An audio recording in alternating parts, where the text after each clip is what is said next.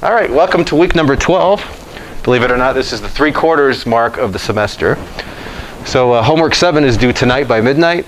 So if you have any last minute questions on homework 7, we can talk about it.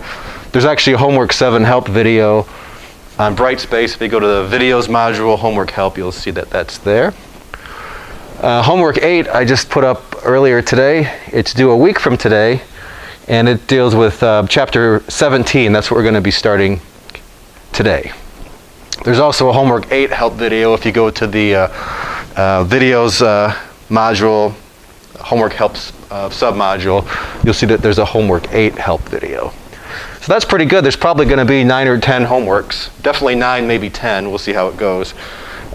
So we're getting, we're making some real progress. As far as labs go, the in-person lab tomorrow, last name's R through Z, and we'll be doing geometric optics. If not, if you're doing the online part of the rotation, M through P, which did the in-person lab last week, I think you should do reflection and refraction. So that's on Pivot Interactive, so check that out. Last name M through P last week did reflection and refraction, so you should move on to diffraction grading. So that A through L, there's a couple of Pivot labs available for you. Hopefully you did reflection, refraction last week, and you're moving on to diffraction grading. So they're all there. There's 3 labs in this rotation as we go through these, because sometimes we're in person, sometimes we are online. Okay. For the lab, I will actually be there at 5 o'clock tomorrow, so you can come at 5. If you can't make it at 5 and you can't make it till 7, that's fine too. We'll still be here. I put another dot here, but I didn't write this out because I didn't want to get too ahead of myself. But 2 weeks from Wednesday will be the 3rd test. So this week is sort of a regular week. Next week is a regular sort of week. But the week after that is exam 3 week. Okay, so plan accordingly, because during the test you'll have to actually be here. So that would be, let's see, 7th, 14th, 21st or something like that. Whatever that turns out to be. I think it's April 21st. Is the 3rd test. So Monday we will not meet in person, that's the 19th, but we will meet in person for the actual test. Same kind of thing, I'll make a practice test, I'll make a video about it, and then we'll have the actual test. Okay, so again, I didn't write it down because it's a few weeks in the future, but if you have to plan out your work schedule or something. Okay, any questions about this? So we go back a little bit to chapter 17.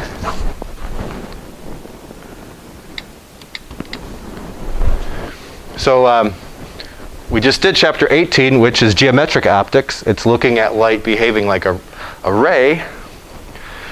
Now I'd like to go back to chapter 17 because this is kind of a transition to modern physics. This is wave optics, looking at light behaving like a wave. Depending on what light interacts with, different properties come out. So when you go through a small opening, wave behavior comes out, and we'll see why that is.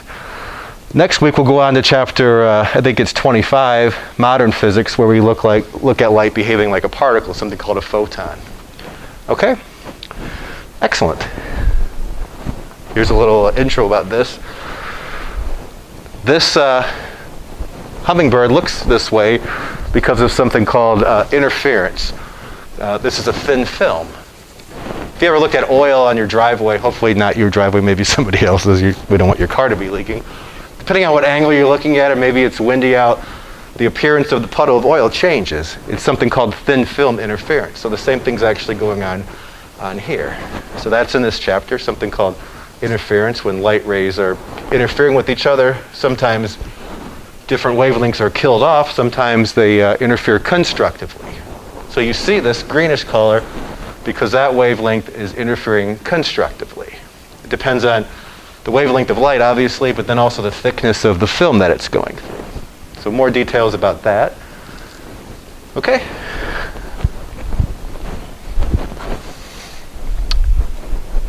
You might not know what this is anymore because I think they're phasing these out, but these are CDs. And this behaves as a diffraction grating. So there's a whole bunch of slits in this CD, and when light interacts with something small like these slits, you see the wave nature of light come out. So the picture that you see here is similar to what's going on with that hummingbird, actually. This idea of interference, different wavelengths interfering constructively or destructively. Okay, so maybe you've seen something like that in your life. Same thing here, this iridescent color of this, maybe it's a beetle, I don't know. Same thing, this shell has several different layers, several different thicknesses. So some light is reflecting from the top surface, some light penetrates a little deeper, but it also reflects. Those two light rays come together.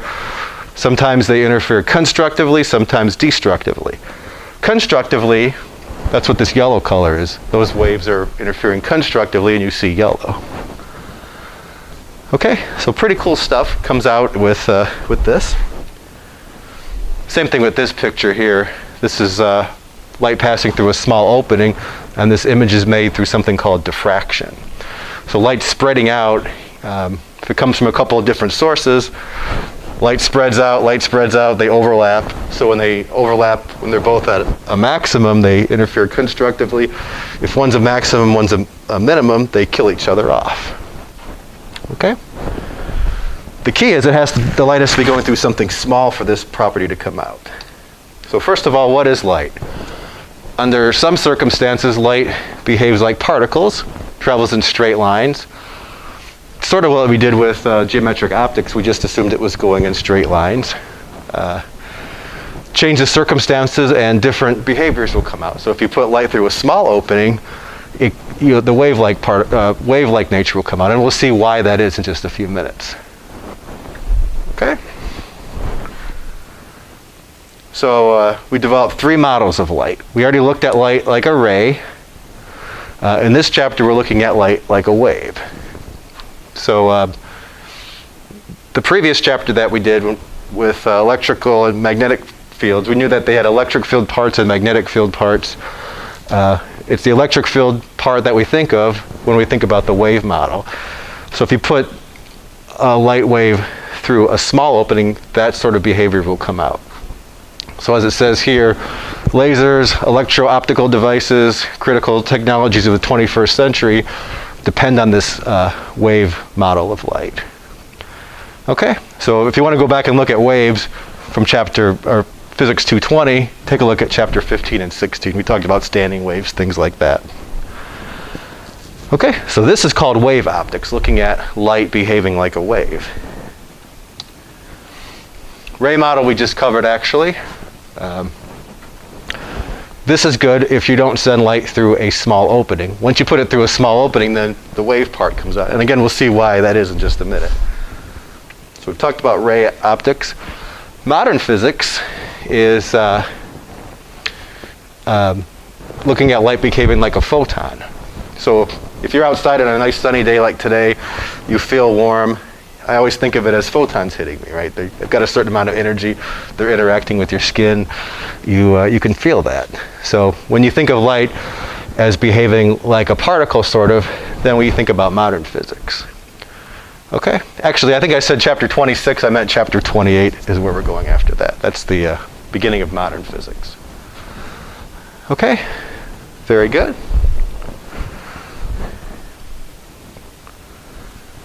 So here is water, a water wave passing through a window, and when it does, it spreads out. So this is a relatively small opening compared to the wavelength of the water, and it actually spreads out. So this is actually called diffraction. This is not refraction. Refraction was from chapter 28, the bending of light. This is diffraction, the spreading out of light like this, and thinking about it behaving like a wave. Now, if the opening is really big, you won't really get this happening. Like this, for example. Here, light's just going through water is going through a really big opening. The opening of the opening up there, the wavelength of the water is smaller than the size of the opening, so we don't get diffraction. It's only when it goes through a small opening that it spreads out. Here's more of a macroscopic way of looking at it, light just going through a big opening like that.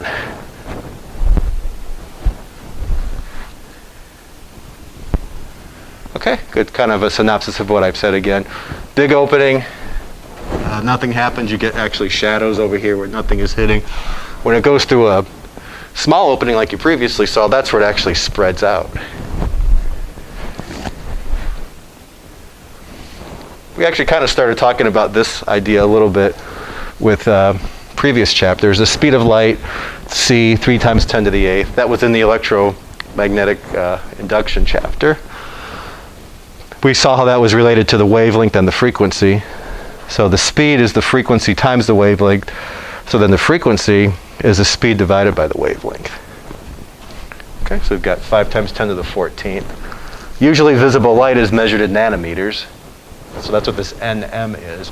Times 10 to the minus 9th. Okay, so this is all the way from 400 up to 700 nanometers. That's the wavelength. So this symbol is called lambda here. So the online lab that's now available deals with this idea of diffraction. More about that in just a little bit.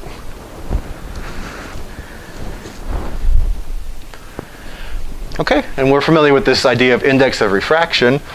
So when a material enters a different substance, when light enters a different substance, it actually slows down.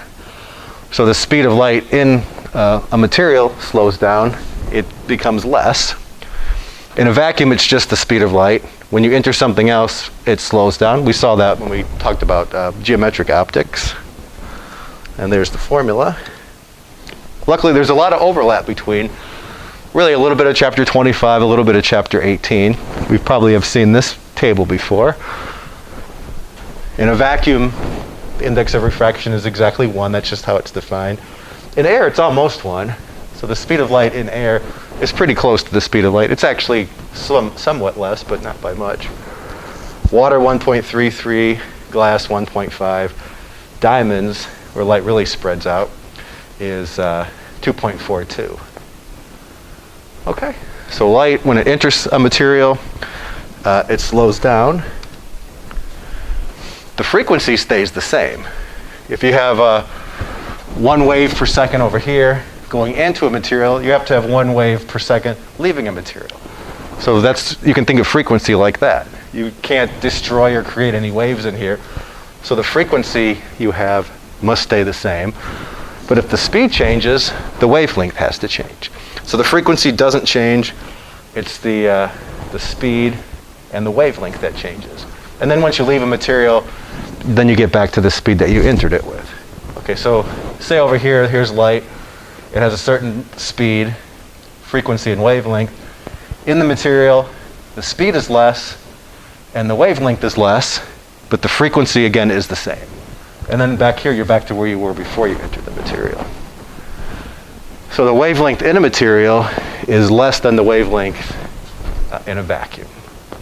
Really, this part, wavelength in a material is related to the wavelength in a vacuum by that formula. That's what to take away from this slide. This is equal to this. Okay, good. Excellent.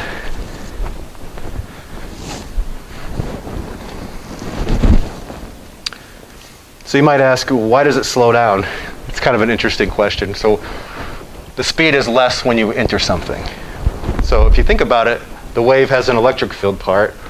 The material has electrons.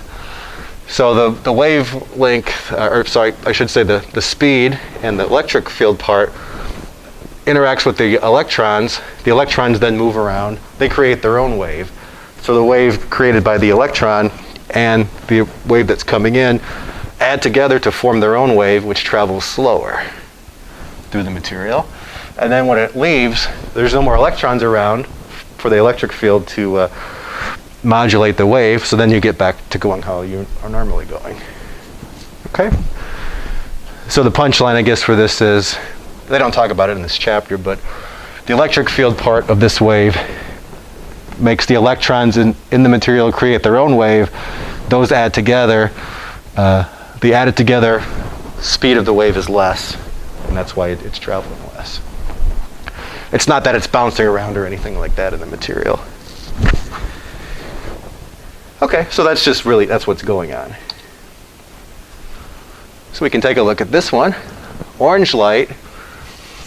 So visible light still travels at the speed of light. Orange light with the wavelength of 600 nanometers is incident on a 1 millimeter thick glass microscopic slide. What is the speed of light in the glass? Okay, so when it enters something, it's going to have to slow down.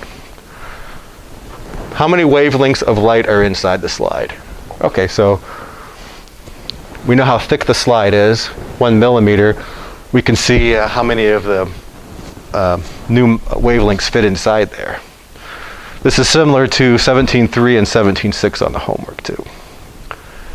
Okay. So the speed in the glass has got to be less. From that table that you saw that the index of refraction of glass was 1.5. So then the speed turns out to be 2 times 10 to the 8th meters per second. So 2/3 the speed of light. The frequency is the same. Now the wavelength is also going to be less.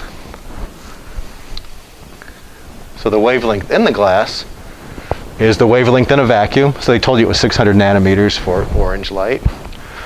Divided by the index of refraction of glass, you end up with 400 nanometers. So the wavelength has changed.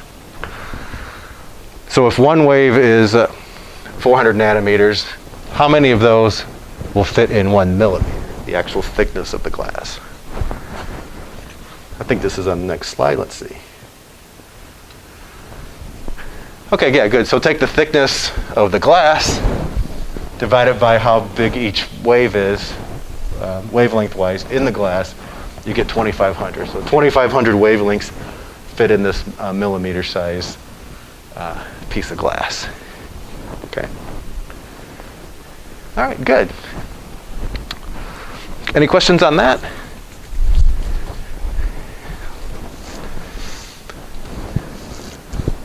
So interference of light. So here's just a single slit. Light goes through a small opening, it spreads out, or in other words, diffracts. Okay? So you can use very small slits to create waves that can interfere with each other. So this is just one slit going through. What if you had 2 slits here? You had 2 separate patterns spreading out like this. There are certain points where on the screen maximums would hit at the same time. That would create a bright spot, or where you get like a dim spot. If you just shined a laser at the wall right here, you would just see a spot on the wall. But if you shined a laser through a couple of small openings, you would see dots evenly spaced on the wall. It's almost like magic, because you don't really think of that in everyday life, but the wave nature will come out if you send it through a small opening. The diffraction pivot lab, you'll actually see that. There's some videos of it happening. Okay, so something like this actually. And again, it's almost like magic. If it was just a big opening, you would just see one point there right on the wall. Send it through a couple of small openings, and you see these bands equally spaced out. It seems like, no, that doesn't happen, but it really does happen. Maybe we'll do like a little demo video or something of it happening. But again, the pivot lab that you do, you'll see a video of it actually happening. People putting a diffraction grating there and having light spread out. So this is a double slit experiment. Now this would not happen if light wasn't behaving as a wave. So it behaves like a wave, you get this kind of behavior. This is an example of what would happen if light behaves like a wave. So it's an explanation for this. Luckily, in some of this chapter and future chapters, we'll come up with some equations, but they're only really good for a specific situation. Like if the homework problem or test problem tells you it's a double slit, you have a set of equations that go with the double slit and the concept that goes with it. Newton's second law you could apply to just about everything. This double slit formula that we're going to get just applies to double slit. So it really narrows down the focus of the equations. Okay, so we want to look at where these waves overlap and they're both maximums. So here's a wave that travels to this spot. Here's a wave that travels from the other slit over to this spot. Now, if they both arrive there and they're both maximums, they add together. That's what's happening here. They're adding together. At this spot, they've come to that spot. One's a maximum, one's a minimum, and they've killed each other off, so you don't have anything here. So that's a maximum. If you look at this picture, there's a central spot, and then there's 1, 2, 3, 4, 1, 2, 3, 4 on either side. These are equally spaced out as well. Okay, so if the difference in the distance that they have to travel, R2 and R1, if that distance is a multiple of the wavelength, they get there both at maximums. So if this distance and this distance is just separated by a multiple of the wavelength, that's where you get constructive interference. That's the idea behind this.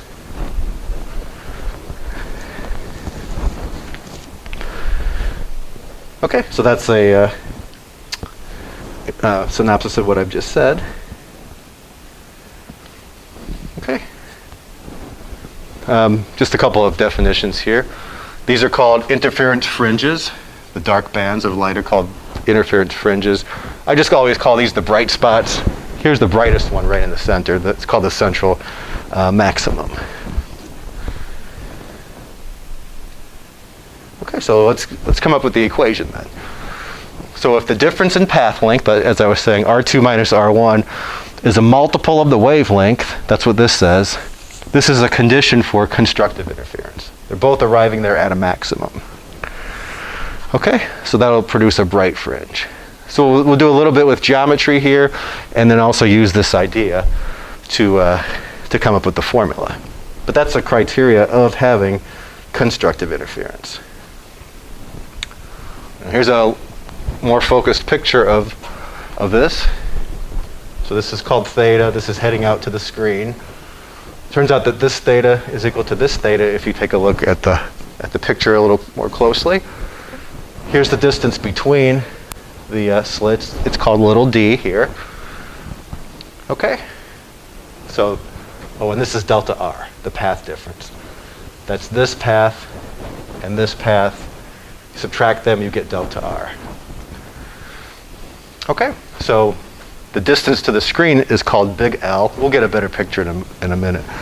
This is the distance to the screen. This is where the bright spot is. That distance is called y. So the tangent of theta would be y over big L. So this is just from the geometry of the situation. Okay, we're getting closer to this. By the way, this is something that you can use a lot in these problems. This is purely just from geometry. Y is equal to L tangent of theta.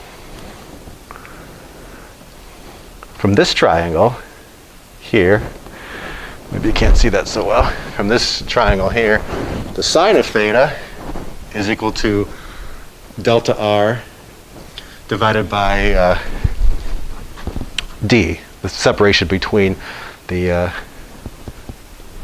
path lengths. So delta r is d sine theta. But then also a condition of constructive interference was delta r was equal to m times lambda. So you put that together, this is really the second equation that we have. We have the geometry one, and then we have this one. D sine theta is equal to m times lambda. So double slit problems, this is what you need. And then m is just the index telling you which one you're talking about. M is equal to 0 is the bright one, then you got 1, 2, 3, etc. Same thing here, this m corresponds to this m. So when m is equal to 1, you could plug in 1 here. This is theta 1 that goes along with it. So those m's are the same thing.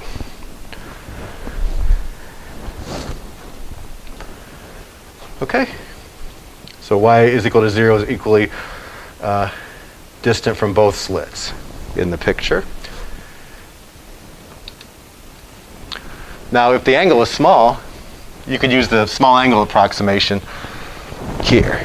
The problem is, not really problem, but concern is make sure that you're measuring theta in radians if you do that. So the conversion factor, thinking back to physics 220 or some math class, 2 pi in radian measurement is equal to 360 degrees. So there might be a time where you have to convert degrees into radians if you want to use this kind of a shortcut version of the formula. Okay? So when the angle is small, the sine of theta is about equal to theta. That's where that's coming from. And you can do the same thing here when you solve for y sub m. Okay? Good, so we'll have to put all this together, nice little table. And then here's the distance between the slits. So ym plus 1 minus ym. Those would be adjacent slits. Actually, do the math, subtract them. This will give you the distance between the slits. Lambda times L divided by D.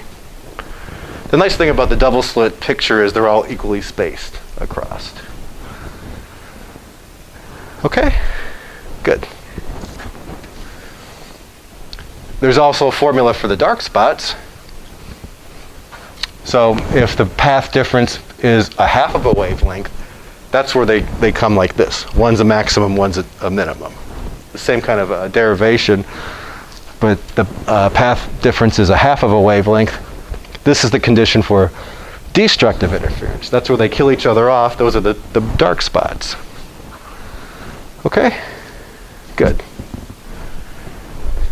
You can use the same kind of thing we did before to come up with where the dark spots are located. M plus a half, etc. So the book calls it Y prime here. Now if you happen to look at different books, in this book it's 0, 1, 2, 3, and then if you go the other way it's 1, 2, 3. It doesn't matter which way you're going. Some books will go -1, -2, -3 if you happen to do that. It's the same thing, it's just what they're calling it. Okay, and the dark fringes are located halfway between the middle of the bright spots.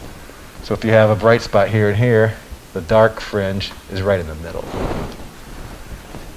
Okay, good. This stuff goes back to, I think, the early 1800s. So just imagine in the 1800s they were coming up with this. They didn't have like Facebook and stuff to distract them. That's the key, I think, to coming up with this. Okay, so as you get farther and farther away, the intensity gets less and less. The central maximum right here is the brightest, and then it diminishes as you go along. So you might imagine if you send a certain wavelength through, you get a certain spread. You send in a different wavelength, you get a different spread of where these spots are going to be. So you can tell, this is a way of measuring what the wavelength is. It's a way of separating light into different wavelengths. So if you send in white light with all different wavelengths, you could separate it out on the screen. It works just like a prism. So a prism, you send light in, and it comes out all different colors. This works just like a prism. Different idea, but it's the same effect. Okay. So here's an example we can take a look at. A double slit interference pattern. So it's very specific, right? They're telling you it's a double slit problem. On your formula sheet or however you're studying, go to the double slit section. Probably have a picture of what it looks like and what the different variables mean. Okay. It's observed on a screen 1 meter behind the two slits. Let me get the highlighter. This number, that's the distance from the slits to the screen. That's L. That's big L that we were talking about. That's the distance from the slits to the actual screen. The two slits are spaced 0.3 millimeters. So be careful, this is millimeters. This is little d in the formula. Right, the distance between the slits. Now a lot of these problems are going to have big L in meters. The spacing between the slits might be in millimeters or micrometers, so be careful with that. The distance to the different fringes might be in centimeters. So you have all different units. I just recommend putting them all into to meters. Okay, from the center of one particular fringe to the center of the ninth is 1.6 centimeters.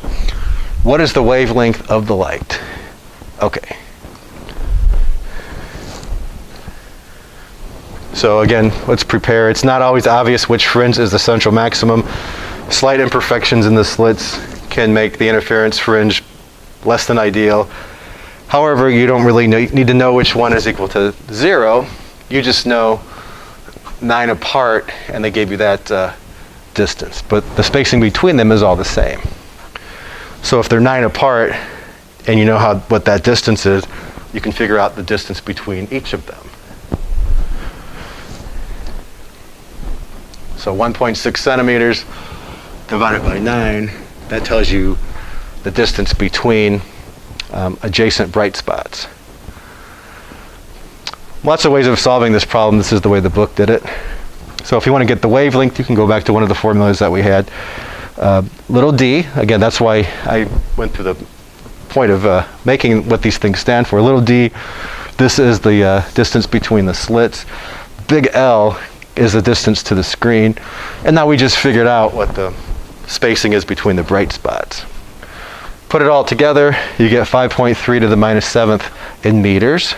Notice these are all in meters here. So it comes out in meters. And then usually visible light is referred to in nanometers. So if you want to turn this into nanometers, it's 530 nanometers. Okay, good. So that would be to the minus 9th. All right, very good. Any questions on that one? All right, very nice. It says here you can try it yourself. Get a piece of aluminum foil, cut a couple of parallel slits with a razor blade, 1 millimeter apart. Hold the slits up to a distant small bright light source, like a street light or something like that. And because of diffraction, each of those rays spread out as they go through there. You'll see patterns that might look kind of like this, or like this. You know, maybe if you were looking at a light, you might have seen this before and you didn't really know what was going on. Like, oh yeah, that's interesting. It's because of diffraction. So this picture was made, I think, looking at like a Christmas tree light, it says here, through foil. You get this kind of a pattern. Okay, so the wave nature of light is coming out in this picture. Here's another example. 2 narrow slits, all right, so it's a double slit problem. 0.04 millimeters apart, that's little d again. Illuminated by light from a helium neon laser, 633 nanometers. Okay. What is the angle of the first bright fringe? So m is equal to 1. So it's helpful to have a picture of this scenario to know what they're talking about. 0 is the central maximum, and then we just want a bright fringe 1 away from that. And then what is the angle of the 30th bright fringe? So the 30th bright fringe would be m is equal to 30. This is similar to 17.7. And then if you want, you can take a look at the homework 8 help video and take a look at 17.8 there. Whoops. Oh, it says solve. Okay, so let's actually solve this one.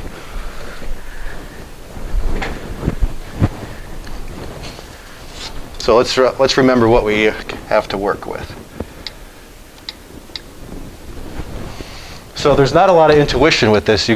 Like, again, velocity, you could say, oh, well, it's distance over time, right, from your everyday life. Or force, you have an idea what force is. I think off the top of your head, I don't know anybody who could just say, oh, well, it's diffraction and interference. So obviously, it's this formula or something like that. You have to have this stuff, I think, written down. If you do it a lot, you'll remember it, but let's write it down so at least we have everything close by.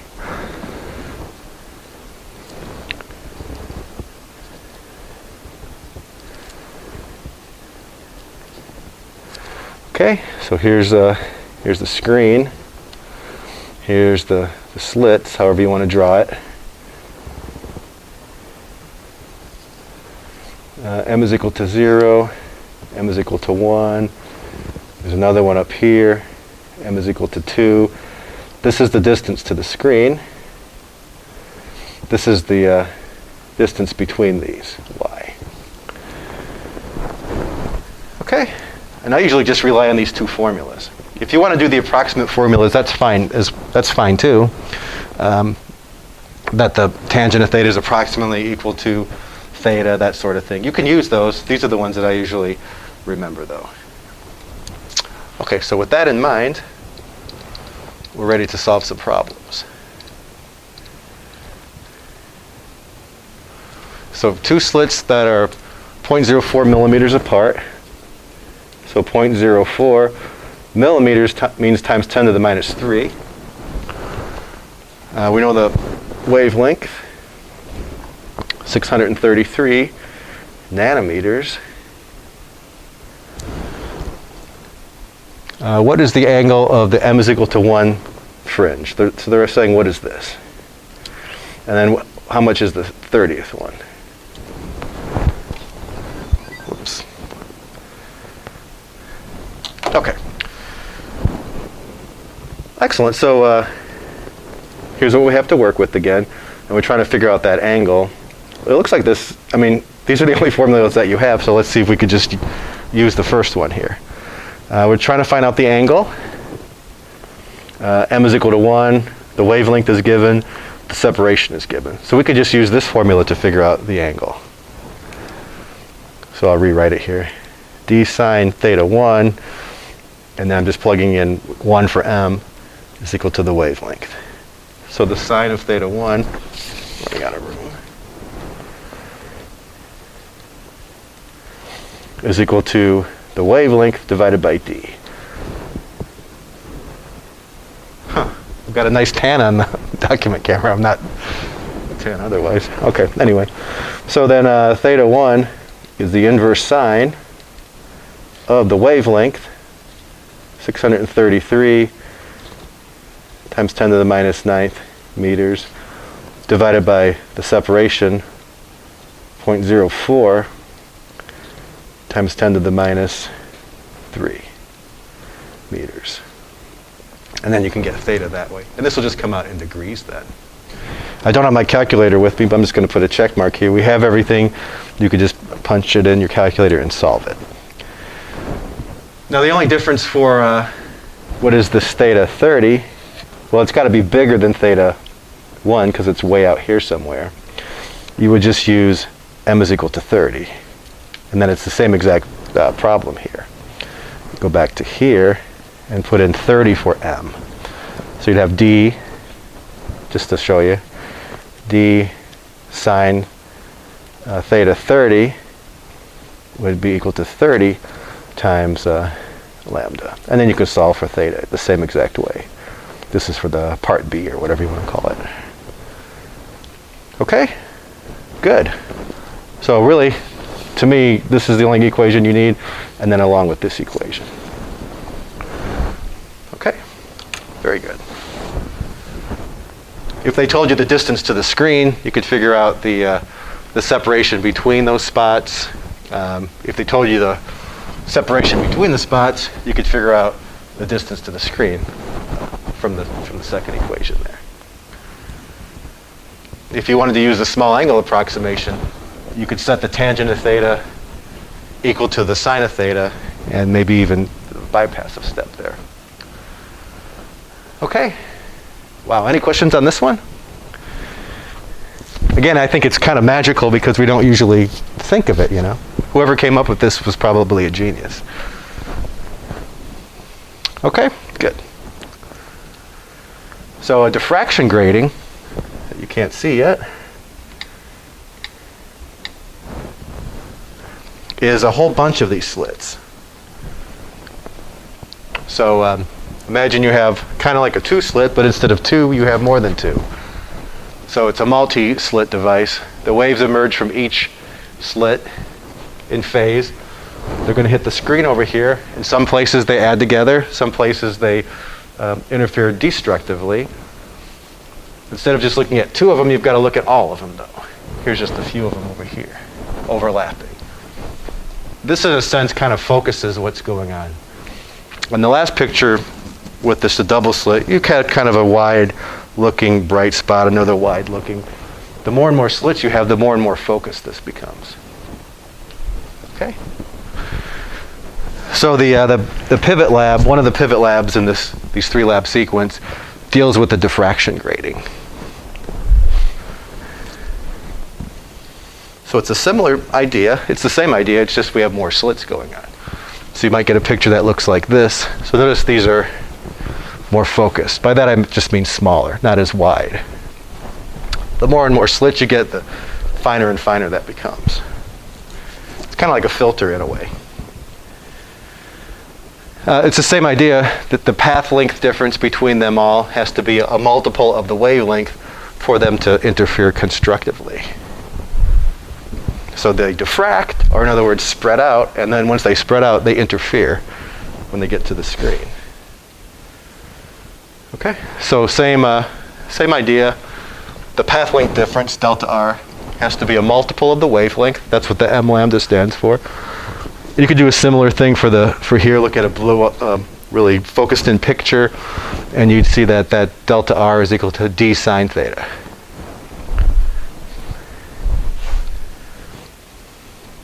So you have to put it all together. So if big n light waves from n different slits will all be in phase with each other when they arrive at the point on the screen at angle theta, this has to be true to get the bright spots. So d sine theta is equal to m times lambda. This is really the physics part of it. And then this part is just from some geometry. This is the distance between the slits, and then this is the distance to the screen. Same thing as we had before. Okay? Good.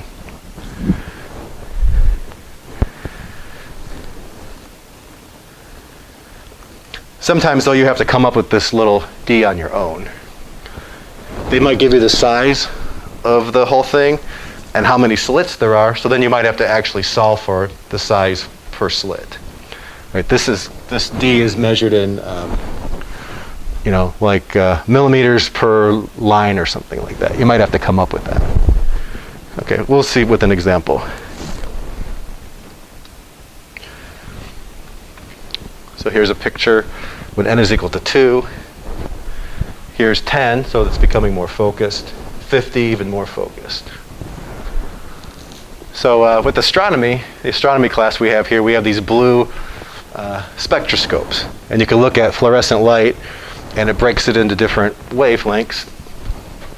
It's going through a diffraction grating, like this. So you could take white light, shine it through a diffraction grating, and separate it by different colors. This is just red light going through it, but it doesn't have to be red. You could send white light through that has a whole bunch of different wavelengths and separate it out, kind of like a rainbow. Okay, good. So this is the science of measuring wavelengths of atomic and molecular emissions. So sometimes the electrons in different molecules and atoms go up in energy, they drop down in energy, they emit something called a photon. We'll see this when we get to chapter 28. So you could actually use some kind of spectroscopy to measure the wavelength of the light that's emitted. Okay, so it's kind of a fingerprint of what's going on there. We'll see more about that in chapter 28. Okay, so well-defined wavelengths when excited by light, electricity, or collisions. That's when this could actually happen. Go up in energy, drop down in energy, emit a photon of light, and then you can try to measure the wavelength like this. Okay, so really it's like a fingerprint. I think we probably have, we use this in the chemistry. People have a device that I think relies on this technology. Identifying something by its emission spectrum. So if you look at the sun, hydrogen has a certain emission spectrum, helium has a certain emission spectrum. The sun or other stars, you can figure out what they're made out of by looking at their emission spectrum. Okay. Oh, and here's a couple of different colors going through here. So depending on the wavelength, they spread out more or less. So if you look at the formula, you could predict which one's going to spread out more, which one's going to spread out less. The Pivot lab that deals with this, you look at this actually. Okay. So this is a nice synopsis of what's going on here. So this is double slit. So the formulas that you see here are like the approximate ones, using the small angle approximation. To that, I would, this is a nice picture. I would also add that couple of formulas that I wrote down. I mean, this is a good synopsis, but also include the ones that I wrote down. And then same thing for the diffraction grating. Now just be careful what D is here. Here it's usually just given to you. Here they might tell you the size of the grating and how many lines or slits, that's what they call it. So you could figure out D by taking the size of the thing, dividing it by how many you have to come up with this. Okay? Same kind of numbering. 0, 1, 2, 0, 1, 2, etc. The pivot lab, though, calls these on one side negative, one side positive. It doesn't matter what you call them. They're the same. 2, if you call this negative 2, it would just mean it was over here. This book doesn't differentiate what side's positive, one side's negative. Okay. It's a mirror image, though, on each side. So let me show you this a little bit about this pivot lab, actually.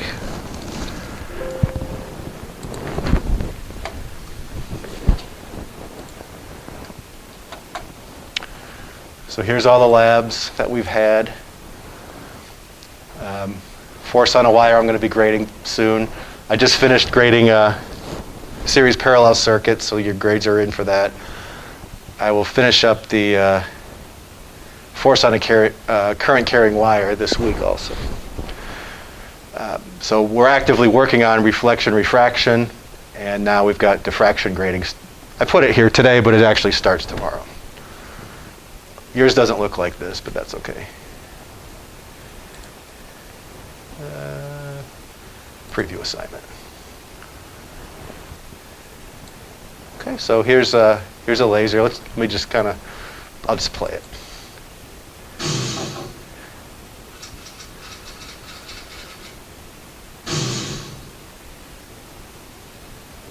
Okay.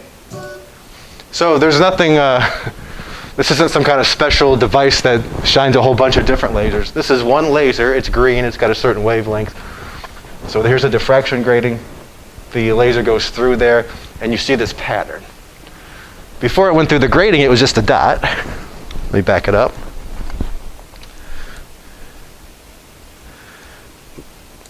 See, now there's no diffraction grating there, and you just get a dot over here. So the wave-like characteristics of this laser are not coming out right now. It's just going right across. It's like water going through a giant opening. It just keeps going. You make the opening smaller, which we're doing by putting a grating there.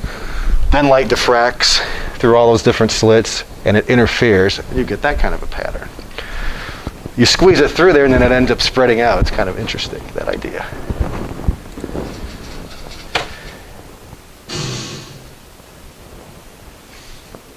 Okay.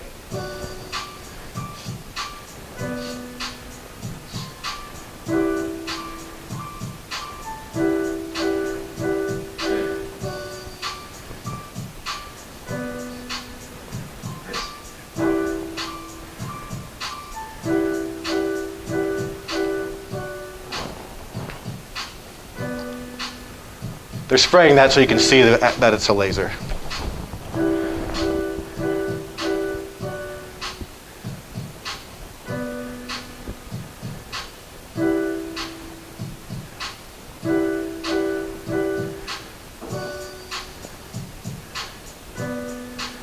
Okay, good. So the whole lab is based on this idea, actually.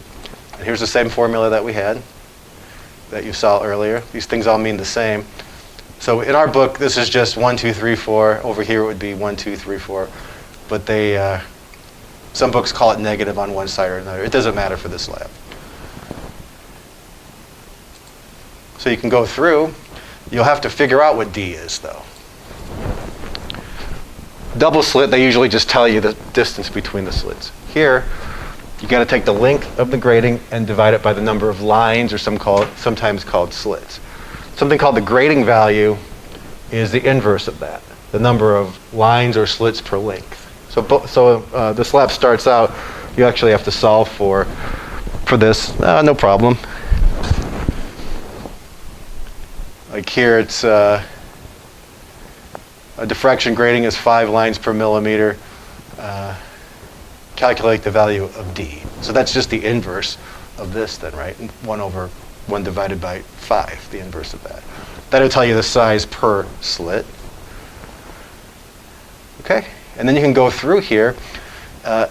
examine the relationship between grating spacing, that's the little d, wavelength, and angle. So there's several different lasers you can use. So if you click here, you can change the diffraction grating. So right now it's on 1,000 lines per millimeter. That's the grating value. The inverse of that is d. So I can change that to this. I could use a red laser if I want to, load, and then I have a whole other situation going on. I can take this ruler, or protractor rather, and put it wherever I want to measure angles.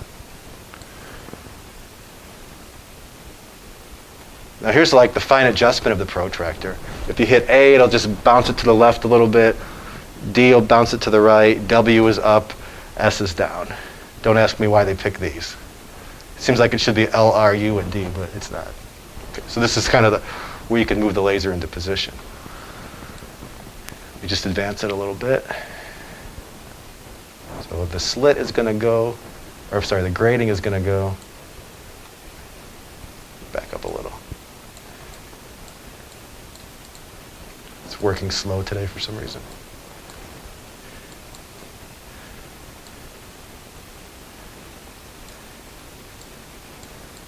It's not letting me move it. Every once in a while, pivot kind of, because I opened it earlier, I think it's not liking that.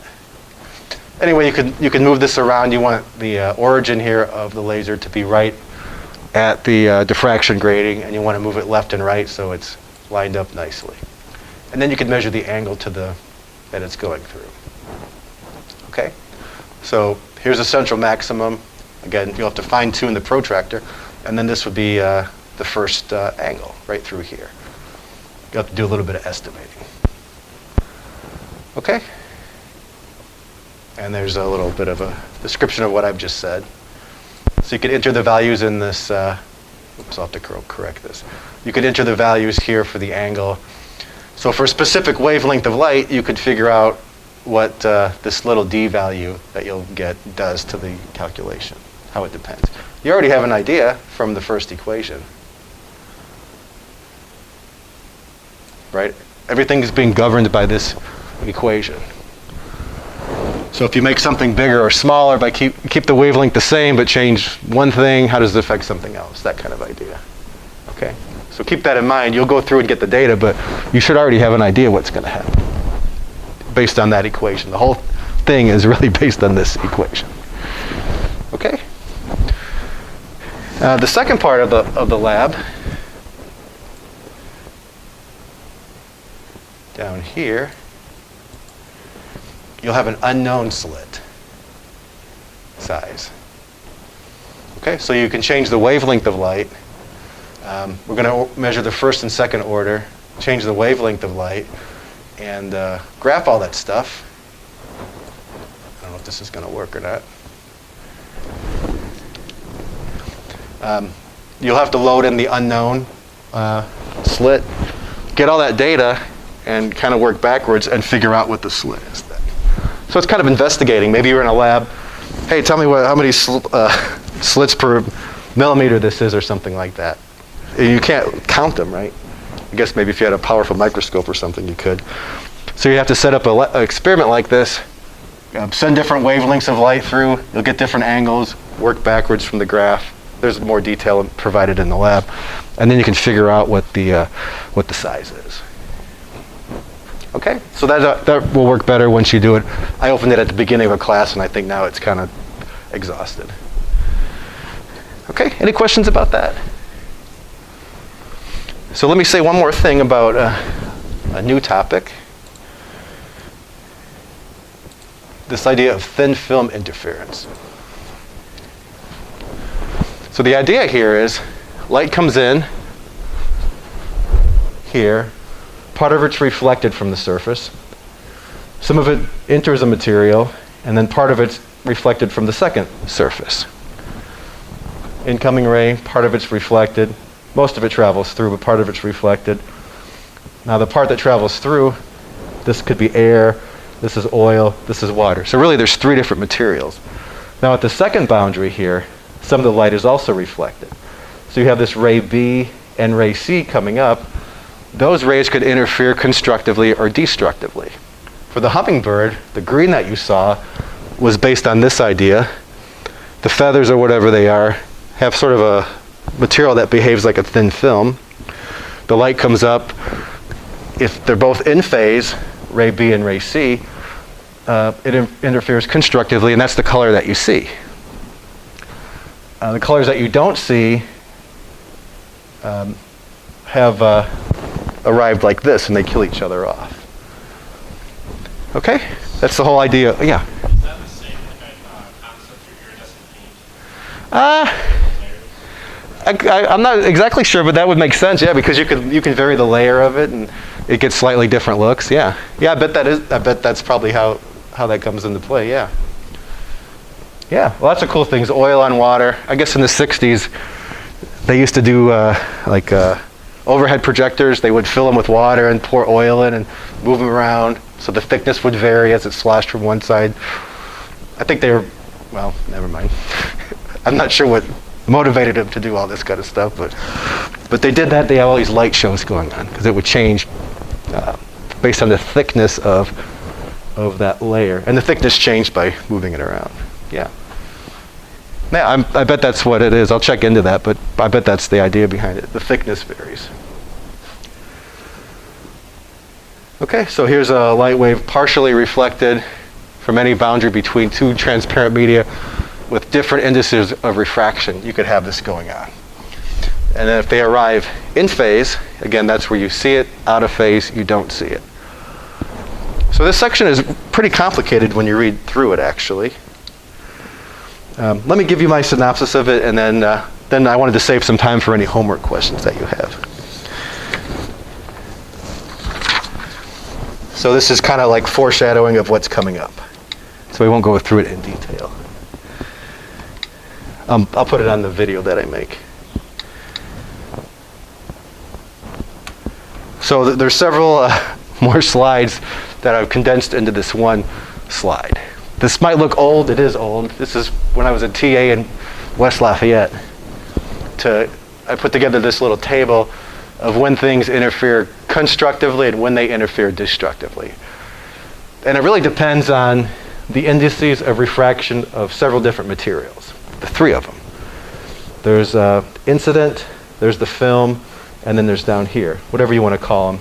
Like this is air on oil and on water. So you've got to look at the relative values of these three different substances. So here's one ray comes in, reflects. Part of it's refracted, but then on this interface, some is reflected. This is your eye up here. So again, if these rays arrive in phase, you see it. Now it's more complicated than this, because sometimes this ray, if it comes in, will get flipped upside down. It's kind of like if you have a pulse on a rope and you send it this way. If it hits the wall, it might flip upside down. If you have two ropes tied together, one's thicker and one's thinner, you send the pulse down the thinner one, it hits the thicker one, it'll flip upside down. But if you do it the opposite way, the thicker one hits the thinner one, it'll come back. So depending on the indices of refraction here, you could have the wave come in like this, but actually flip over and go back the other direction. So you've got to look at that. That adds a whole nother layer to this whole thing. So the table I have here takes all that into account. So when I make the video, I'll start with this slide or this picture and explain what this whole thing actually means. But basically, if this middle substance, the film, is the middle value, it's literally in the middle. That's not what I mean. Middle value means this index of refraction is 1, this is 1.33, this is 1.25. That's the middle value. It's bigger than this one, but smaller than that one.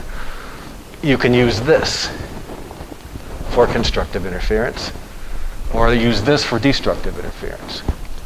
Now, if the index of refraction of the film is the largest or smallest value, the formula is different. This is for constructive interference, and then this one is for destructive interference.